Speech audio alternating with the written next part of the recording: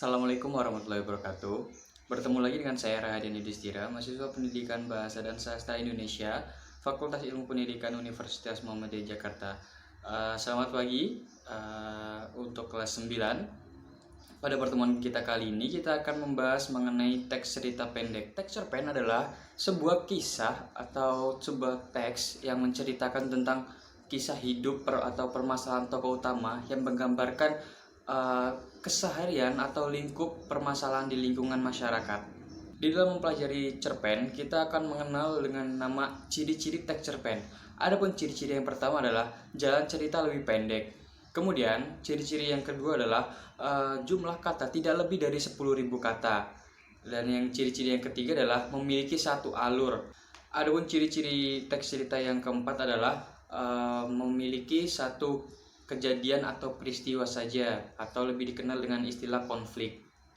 Dan ciri-ciri yang terakhir adalah ide berasal dari kisah nyata atau merupakan gambaran permasalahan di lingkungan masyarakat.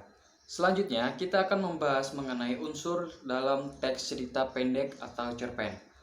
Di dalam teks cerpen terdapat dua unsur, yakni unsur intrinsik dan ekstrinsik. Unsur intrinsik adalah unsur yang mempengaruhi dari dalam teks cerita, sedangkan unsur ekstrinsik adalah unsur yang mempengaruhi dari luar cerita. Unsur yang pertama, unsur intrinsik.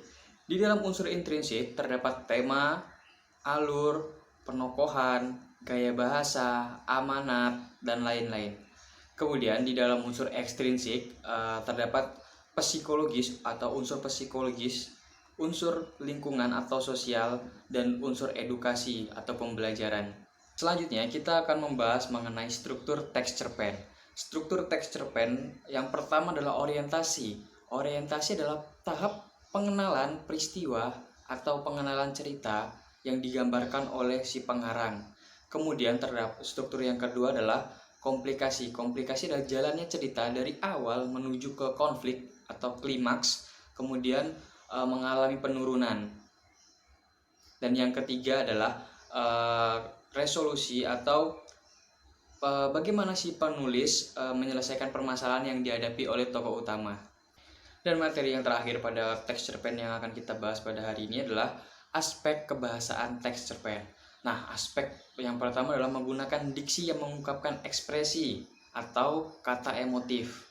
Aspek kebahasaan yang kedua adalah menggunakan majas atau gaya bahasa. Seperti yang kita ketahui, majas berbagai macam ragamnya.